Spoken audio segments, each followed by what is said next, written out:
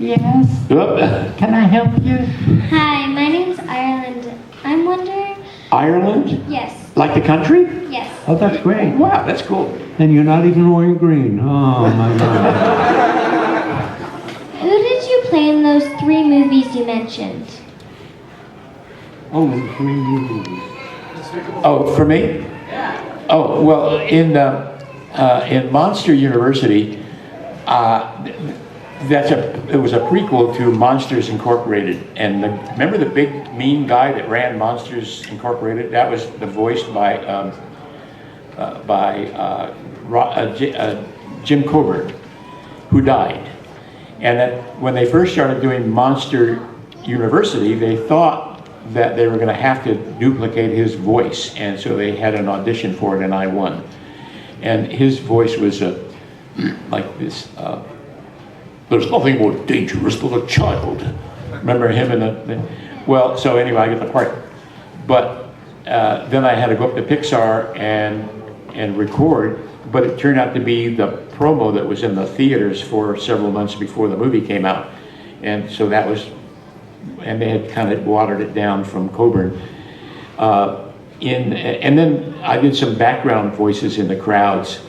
And when I saw the movie, I couldn't hear me at all. So if you go, you couldn't hear me either. In Despicable Me, all that was background voices. They just needed crowd noises, and I got to be in the group that did that. In the Smurf movie that's coming out, Jonathan Winters was Papa Smurf, and Jonathan passed away.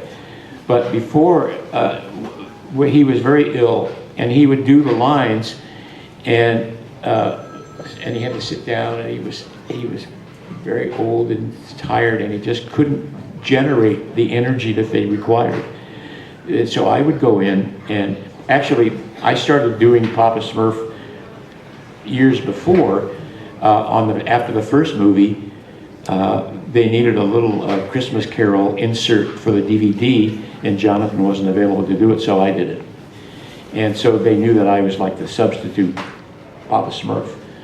And I did a talking toothbrush that's coming out next week to teach children how to brush their teeth right, and it's Papa Smurf saying, "Yeah, well, that's Smurfy good." So in the new movie, Jonathan, when he couldn't generate the energy, they would call me in, and I would redo his lines. And so it's half me and half Jonathan. And I have no idea what will happen if they do a 4th or a 3rd movie, because they have a tendency to want to hire movie stars for major parts like that. And I know that they ran through 4 or 5 different guys to try to match Jonathan, and nobody could do it, so they called me back to do it some more. And they actually played me what some of the other guys sounded like. They were so far off the mark. But that doesn't mean anything. It may mean that I'll be able to do the next one, and that may mean I'll find somebody else, so. And he beat me out of every one of them. And I will again.